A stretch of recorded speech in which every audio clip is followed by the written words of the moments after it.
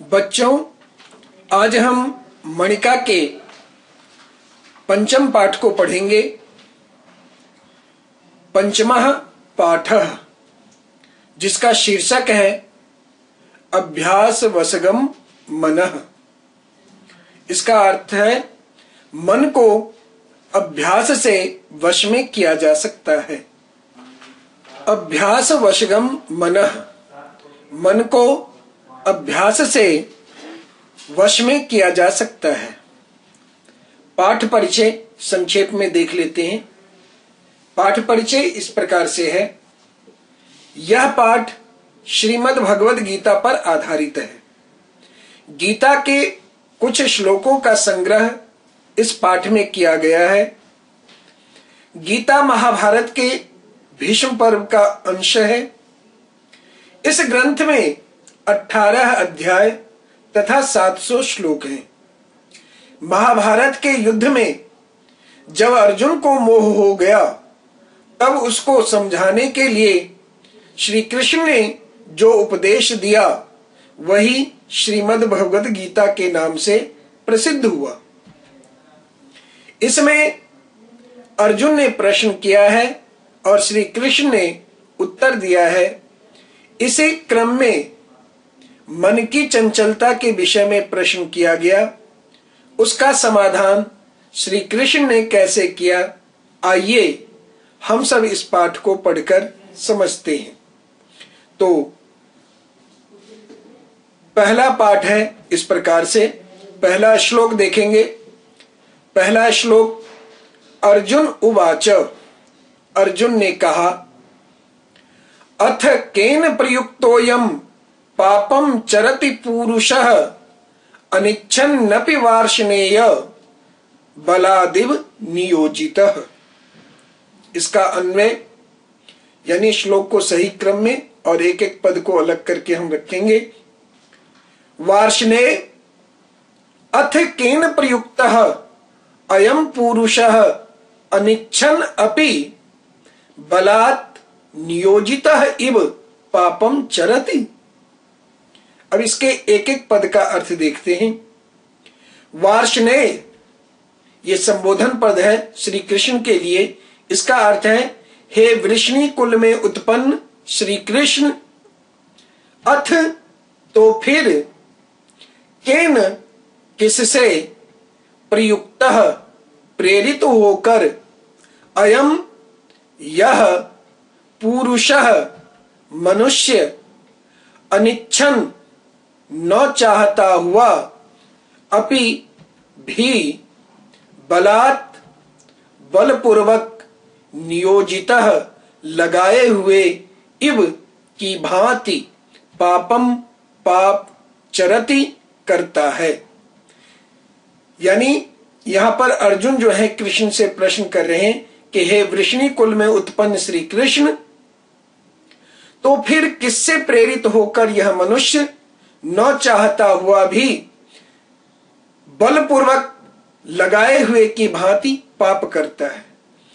माने प्रश्न यह है अर्जुन का कि कोई भी व्यक्ति यह नहीं चाहता कि मैं पाप करूं, लेकिन अंदर कौन सी ऐसी शक्ति है, कौन सी ऐसी प्रेरणा है जो मनुष्य को न चाहते हुए भी बलपूर्वक काम करवा ही लेता है, यानी पाप करवा ही देता है। इसका पूरा अर्थ, हे वृष्णि कुल में उत्पन्न श्री कृष्ण, तो फिर किससे प्रेरित होकर यह मनुष्य न चाहता हुआ भी बलपूर्वक यानी जोर जबरदस्ती से लगाए हुए की भांति पाप का आचरण करता है। इसका भाव इस तरह से देखिए। इस श्लोक में अर्जुन ने जो प्रश्न किया है वह सीधे हमारे आपके जीवन से जुड़ा हुआ है, परंतु हम लोग कभी गुरुजनों से ऐसे प्रश्न नहीं पूछते। हम इधर उधर की बातें पूछ लेते हैं मगर सही प्रश्न नहीं कर पाते। यहां जो प्रश्न किया उसका तात्पर्य यह है कि कोई भी इंसान पाप करना नहीं चाहता, परंतु किसी न किसी रूप में हर कोई पाप करता है। हमारे अंदर ऐसी कौन सी शक्ति है जो न चाहते हुए भी हमसे पाप करवा लेता है? सही मायने में कोई भी पापी बनना नहीं चाहता, पर पाप हर कोई करता है। इसका मुख्य कारण क्या है?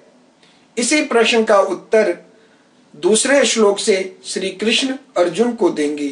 तो प्रश्न आपको समझ में आ गया होगा कि अर्जुन ने क्या प्रश्न किया कि मनुष्य के अंदर ऐसी कौन सी शक्ति है, ऐसी कौन सी प्रेरणा है जो उसको प्रेरित करता है कि तुम पाप करो, जबकि मनुष्य पाप करना नहीं चाहता। तब इस कठिन प्रश्न का उत्तर बहुत ही सरल भाषा में श्री कृष्ण दूसरे श्लोक से अर्जुन को समझाते हैं। इसमें कुछ हमने विशेष पद चुना है। वार्ष्णेय जो संबोधन है श्री कृष्ण के लिए है, संस्कृत में इसे लिखेंगे श्री कृष्णाय प्रयुक्त हुआ है। अनिच्छन का विग्रह है न इच्छन, इसमें नए तत्पुरुष समास है।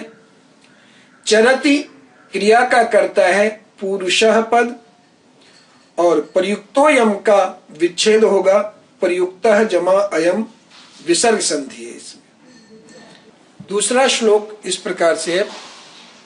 श्री कृष्ण उवाच, श्री कृष्ण ने कहा, काम एष क्रोध एष रजो गुण समुद्भवः महाशनो महापापमा विध्येन मिह वैरिणम।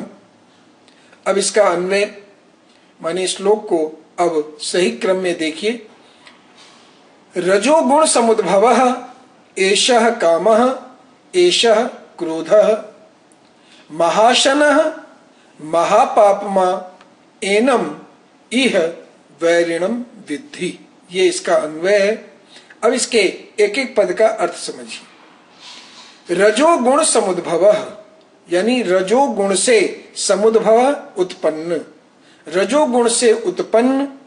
एषः यह कामः काम है, काम यानी इच्छा है, और एषः यह क्रोधः क्रोध है। देखिए इसको समझने के लिए थोड़ा सा हमें, शरीर के अंदर तीन गुण हैं। एक है सत्वगुण, दूसरा है रजोगुण और तीसरा है तमोगुण। हमारे अच्छे विचार बनते हैं, हमें परोपकार की, त्याग की और दूसरों की सहायता करनी इत्यादि, ये सब जो भावना उत्पन्न होती है जब हमारे अंदर सत्व गुण की वृद्धि होती है। जब हमारे अंदर सत्व गुण बढ़ता है तब इस तरह की भावना होती है, और जब हमारे अंदर रजोगुण बढ़ता है, रजोगुण की अधिकता होती है, तब वहां पर वस्तुओं को प्राप्त करने की, संग्रह करने की, ज्यादा से ज्यादा एकत्रित करने की भावना उत्पन्न होती है। और तमोगुण जो है, वो तमोगुण जब अधिक होता है तो उससे हमें दूसरों से लड़ाई करना, कलह करना, बुरे रास्ते पे जाना, इस तरह के भाव उत्पन्न होते हैं। तो भगवान श्री कृष्ण कहते हैं कि हे अर्जुन, रजोगुण से उत्पन्न एषः कामः, यह काम है, इच्छा है। इच्छा जो है वो जब हमारे अंदर रजोगुण की अधिकता होती है, जब रजोगुण ज्यादा बढ़ता है तब उससे उत्पन्न होता है। तो काम की उत्पत्ति यानी इच्छा की उत्पत्ति जो है रजोगुण से है। इसीलिए यहाँ पर कहा कि रजोगुण से उत्पन्न यह काम है, और काम जहाँ है वहीं पर क्रोध भी है। काम के संग संग क्रोध की भी उत्पत्ति होती है। एषः क्रोधः, यह क्रोध है। इसका स्वभाव कैसा है? तो स्वभाव को बता रहे कि महाशनः, बहुत खाने वाला है, और महापापमा, बहुत बड़ा पापी है। माने काम जो है, इच्छा जो है, बहुत खाने वाला है।